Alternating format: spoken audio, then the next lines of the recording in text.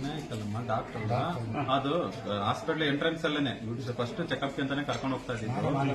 ಇವರೇ ಮಾತಾಡ್ಸಿದ್ರು ನಮ್ಮ ಫ್ರೆಂಡ್ ಸ್ನೇಹಿತರು ಅವ್ರ ಮನೆಯವರು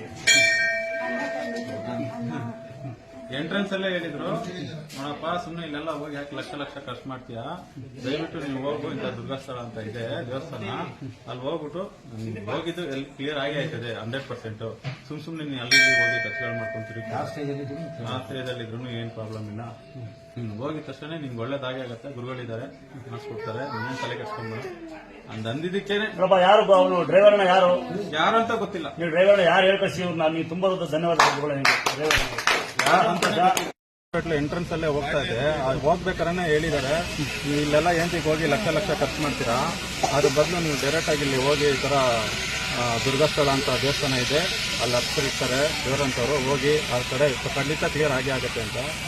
ನಾನು ನಂಬ್ತಿರೋ ನಂಬಲ್ವೋ, ಮೊನ್ನೆನೂ ಕನ್ಸಲ್ ಬಂದ್ಬಿಟ್ಟು ತಾಯಿ ಹೇಳಿದಾಳೆ, ಬಾರೋ ಯಾಕೋ ಮಗನೇ ಇನ್ನೂ ಬಂದಿಲ್ಲ ಅಲ್ಬಾಡಕಣ ತುಂಬಾ ಚೆನ್ನಾಗಿತ್ತು, 2 ತಿಂಗಳು ಆಗಿದೆ ಪಾಪ, ತುಂಬಾ ಸುಸ್ತಾಗಿದ್ದಾಳೆ, ಆಗ್ತಾ ಇಲ್ಲ. ಆ ತಾಯಿ ನಿನ್ನೆ ಕನ್ಸಲ್ ಬಂದಿದ್ದಕ್ಕೆ ಬಂದಿದ್ದೀನಿ, ಇವತ್ತು ತಾಯಿ ನಂಬ್ಕೊಂಡು ಬಂದಿದ್ದೀನಿ, ಪೂಜೆಗೂ ಬಂದಿದ್ದೀನಿ. ತಮ್ಮನಂತೆ ಜನಗಾಲಿಕ ಸರಿ ಇಲ್ಲ ಸರಿ